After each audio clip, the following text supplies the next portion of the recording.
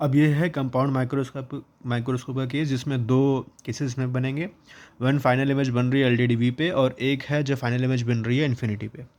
अब compound microscope में देखिए हमारे पास दो लेंसेज हैं। ये है ऑब्जेक्टिव, ऑब्जेक्ट की तरफ जो है, और ये है आईपीस, जहाँ से ऑब्जर्व कर रहे हैं, यहाँ पे आँख बननी चाहिए थी। अब ये फर्स्ट लेंस है, इसको देखो, यहाँ पे मैंने ऑब्जेक्ट रखा हुआ है। ऑब्जेक्ट से एक लाइट स्ट्रेट गई है पैरेलल, जो रिफ्रैक्ट होने के बाद फोकस से पास हो रही है, और एक ऑप्टिकल सेंटर से स्ट्रेट जा रही है। दोनों जहाँ मीट करेंगी, ये A dash B dash image बन रहा है फ्रॉम फर्स्ट लेंस ऑब्जेक्टिव से। ठीक है, ये जो इमेज बन रहा है ये सेकेंड लेंस के लिए ऑब्जेक्ट का काम करेगा। ठीक, अब यहाँ से एक लाइट रे गई है ऑप्टिकल सेंटर से, स्ट्रेट पास हुई है, और एक जा रही है प्रिंसिपल एक्सिस के पैरेलल, जो रिफ्रैक्शन के बाद फोकस से पास होगी। अब ये दोनों लाइट रेज आपको डाइवर्जिंग ही बनानी होगी, क्योंकि फाइनल इमेज आपको एलडीडीवी पे चाहिए। दैट मीन्स ये डाइवर्जिंग नेचर में होंगी, आगे कहीं नहीं मीट करेंगे, तो हम इसको पीछे प्रोड्यूस करेंगे। जहाँ पे दोनों लाइट्स मीट करेंगी वो पॉइंट होगा डी, दैट मीन्स 25 सेंटीमीटर का, और फाइनल इमेज क्योंकि एलडीडीवी पे बन रही है। A double dash B double dash, ये है फाइनल इमेज आपकी। ठीक है, यहाँ पे भी जो अल्फ़ा बनता है ऑब्जेक्ट का एंगल आई पे, जब आप उसको डी पे रखते हो तो एग्जैक्टली सेम रहेगा जैसे प्रीवियस केस में था। यहाँ पे जो बीटा बन रहा है वो ये रही image A double dash B double dash.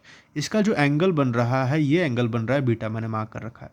इसको आप इस छोटे वाले ट्रायंगल से भी निकाल सकते हैं बीटा, और ये बड़े वाले ट्रायंगल से भी बीटा निकल सकता है, दोनों से। ठीक है, एल देख लीजिए, एल है डिस्टेंस बिटवीन लेंस, इसको लेंथ ऑफ माइक्रोस्कोप ट्यूब भी हम कहते हैं। तो दोनों लेंसेज के बीच का ये डिस्टेंस है एल, जिसको वी नॉट, जैसे ये इमेज बन रही है ना फर्स्ट वाले ऑब्जेक्टिव से, देखिए यहाँ पे बन रही है, तो ये डिस्टेंस है वी नॉट, यहाँ तक की डिस्टेंस है वी नॉट, और ये A dash B dash second lens के लिए ऑब्जेक्ट का काम कर रहा है। इसलिए इस डिस्टेंस को, जो ए डैश ओ टू है, इसको मैंने यू ई लिखा है। दैट मीन्स एल की वैल्यू होगी V naught plus U E. अब इसमें मैग्नीफिकेशन का फॉर्मूला देखते हैं। मैग्नीफिकेशन है tan beta upon tan alpha. tan alpha देखिए आप, tan अल्फ़ा है ए बी अपॉन डी, जो हमने पहले भी लिया था। ए बी था हाइट ऑफ द ऑब्जेक्ट, और डी है डिस्टेंस जहाँ पे प्लेस किया है, tan अल्फ़ा। tan बीटा इस छोटे वाले ट्राइंगल से हम लिख रहे हैं, जो कि है A dash B dash upon A dash O two. ये ए डैश बी डैश है, डबल डैश लग गए हैं गलती से, ये मैंने इसको हटाने की कोशिश की है बट वो लग रहा है डबल डैश। यह है A dash single B dash single, ये वाला, क्योंकि ये परपेंडिकुलर है, डिवाइडेड बाय ये बेस है आपका ए डैश ओ टू, ये मैंने लिखा ए डैश ओ टू। अगर आप डिवाइड करोगे तो डी चला जाएगा ऊपर, तो ये बन जाता है A dash B dash upon A B into D by A dash O two. और आपने पढ़ा है, ये 10th में भी पढ़ा है कि मैग्नीफिकेशन का फॉर्मूला होता है height of image divided by height of object. तो ए डैश बी डैश है हाइट ऑफ इमेज इस लेंस से, और ए बी है हाइट ऑफ ऑब्जेक्ट इस लेंस के लिए। तो दैट मीन्स ये शॉर्ट में मैग्नीफिकेशन ऑफ ऑब्जेक्टिव लिखा हुआ है। ठीक है, ये वाला जो है देखिए डी, इस लेंस से फाइनल इमेज बन रही है डी पे, दैट मीन्स ये वी लिखा हुआ है, distance of image divided by A dash O two, ये है डिस्टेंस ऑफ ऑब्जेक्ट। तो ये मैग्नीफिकेशन ऑफ आई पीस लिखा हुआ है, क्योंकि मैग्नीफिकेशन का एक और फॉर्मूला होता है v बाई यू। तो ये है इस लेंस का v एंड ये है इस लेंस का u। तो दैट मीन्स मैग्नीफिकेशन, दो मैग्नीफिकेशन का मल्टीपल है, magnification of objective into magnification of eyepiece. ठीक है, ये लिखा हुआ है magnification of objective into magnification of I piece.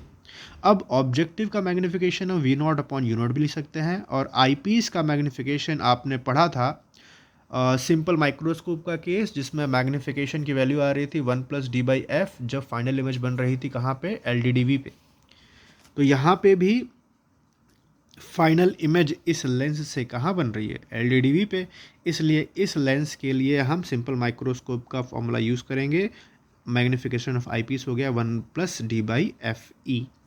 तो ये फार्मूला बन जाता है मैग्नीफाइंग पावर या फिर मैग्नीफिकेशन ऑफ कंपाउंड माइक्रोस्कोप, जब फाइनल इमेज बन रही है कहाँ पे, एलडीडीवी पे। अब इसमें एक केस और बनता है कि इफ़ आप यू नॉट, जो ऑब्जेक्ट रखा गया है, इसको फोकस पे ले आते हो, ठीक है, तो दैट मीन्स जो इसकी इमेज बनेगी वो सबसे मैक्सिमम डिस्टेंस पे लेंस के अंदर बनेगी, जो कि एल पे बनेगी।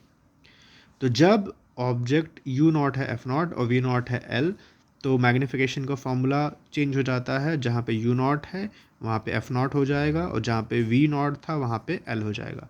That means magnification is equals to L by F naught 1 plus D by F E. ये दो फॉर्मूलेज है, मेनली ये यूज़ होता है, बट ये भी कभी कभी यूज़ हो सकता है। तो ये है when final image is formed at L D D V. अब second case, when final image is formed at infinity. तो ये इमेज इन्फिनिटी पे तब बन सकती है जब फर्स्ट लेंस से जो इमेज बन रही है वो बने और इसके फोकस पे आ जाए। क्योंकि हमने पढ़ा है कि जब ऑब्जेक्ट फोकस पे प्लेस्ड होता है तो इमेज बनती है इन्फिनिटी पे। तो यहाँ से क्या है, ए बी मेरा ऑब्जेक्ट है, एक लाइन पैरेलल गई है प्रिंसिपल एक्सिस के, रिफ्रैक्ट होने के बाद फोकस से पास होती है, एक ऑप्टिकल सेंटर से डायरेक्टली पास होती है स्ट्रेट, दोनों जहाँ मीट करेंगे ए डैश बी डैश, ये इमेज बन रहा है फर्स्ट लेंस से, जो कि ऑब्जेक्ट का काम करेगा। क्योंकि फाइनल इमेज आपको चाहिए इन्फिनिटी पे, दैट मीन्स ये जो डिस्टेंस है ये फोकस पे होना चाहिए, एफ ई होना चाहिए। आई पीस था ना, इसलिए एफ ई लिखा है। अब ये लाइट रेज पैरेलल है, इनफाइनाइट पे जाके मिलेगी, दैट मीन्स फाइनल इमेज कहाँ बनेगी, इन्फिनिटी पे। आपने पहले फॉर्मूला देखा था, magnification is equals to M objective into M eyepiece. Objective का V naught upon U naught same था, और आई पीस का केस में सिंपल माइक्रोस्कोप आपने पढ़ा था कि जब फाइनल इमेज बनती है इन्फिनिटी पे तो फॉर्मूला आता था डी बाई एफ। तो इसीलिए आई पीस की जगह हमने लिखा है डी बाई एफ ई। और ये वाला केस मैंने अभी जस्ट आपको बताया था कि जब यू नॉट एफ नॉट होगा तो इमेज बनेगी एल पे। तो एक और फार्मूला बन जाता है, magnification is equals to L by F naught D upon F E. That means ये फार्मूला है मैग्नीफिकेशन का कंपाउंड माइक्रोस्कोप के, कब, जब फाइनल इमेज बनती है कहाँ पे, इन्फिनिटी पे। और ये फार्मूला है मैग्नीफिकेशन ऑफ कंपाउंड माइक्रोस्कोप तब जब फाइनल इमेज बनती है एल डी डी वी पे। इसमें कई बार बोर्ड्स में ये क्वेश्चन आया है कि आपको फर्स्ट पूछ लेते हैं रे डायग्राम्स बनाइए। ये कई बार क्वेश्चन आता है कि डिराइव करिए मैग्नीफाइंग पावर कितना होगा, तो ये करना होगा। या फिर इस पर डायरेक्टली न्यूमेरिकल्स आता है दोनों पे, कि आपको डिफरेंट बता देंगे कि ऑब्जेक्ट कहाँ पे प्लेस है और इसके बीच का सेपरेशन कितना है, तो फाइनल इमेज कहाँ पे बनेगी, चाहे मैग्नीफाइंग पावर कितना होगा, ये क्वेश्चंस बनता है।